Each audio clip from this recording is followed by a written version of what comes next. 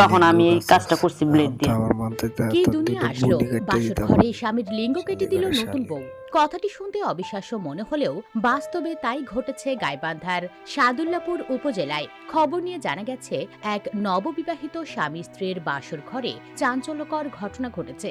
নববধূ মোর্শেদা আক্তার তার স্বামী নজরুল ইসলামের পুরুষাঙ্গ ধারালো ব্লেড দিয়ে কেটে গুরুতর আহত করেছেন।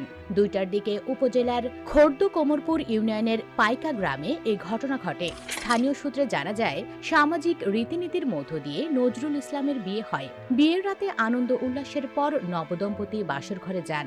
বাসর ঘরে অবস্থানকালে স্ত্রী আকস্মিকভাবে ধারালো ব্লেড ব্যবহার করে তার স্বামী নজরুল ইসলামের গোপনাঙ্গ কেটে দেন।